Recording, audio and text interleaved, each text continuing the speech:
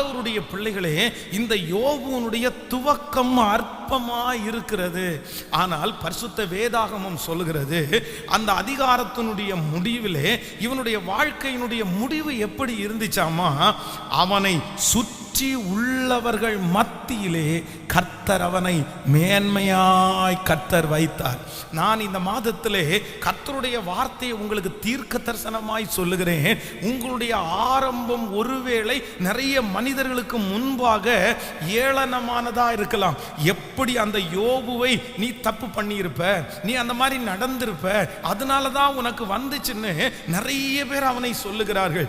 அவனுடைய வேலைக்காரர்களுடைய பார்வைக்கு அவன் ரொம்ப குறைஞ்சவனாய் போயிட்டான். ஒரு நாள்ல வேலைக்காரங்களை கூப்பிட்டா ஒரு டைம் கூப்பிடும் போது 10 பேர் வந்து நிற்பாங்க. ஆனால் இன்றைக்கு அவனுடைய வேலைக்காரர்களை கூப்பிட்டா யாருமே காது கொடுத்து கேட்கல.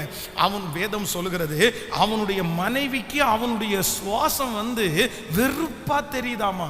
எல்லாராலையும் புறக்கணிக்கப்பட்டு தள்ளப்பட்டு உடம்புல ரொம்ப குஷ்டரோகம் போல ஒரு வியாதி வந்து உடம்பு முழுவதும் அழுகி நாற்றம் எடுத்து ஒரு தள்ளப்பட்ட ஒரு நிலைமையில இருக்கிறான்.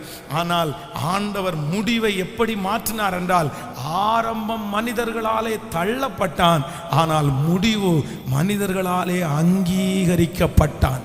நான் நம்புகிறேன் இந்த மாதம் கர்த்தர் அநேகருக்கு முன்பாக கர்த்தர் உங்களை அங்கீகரிக்க போகிறார்.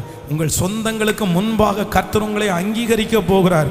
உங்கள் பிள்ளைகளுக்கு முன்பாக கர்த்தர் உங்களை அங்கீகரிக்க போகிறார்.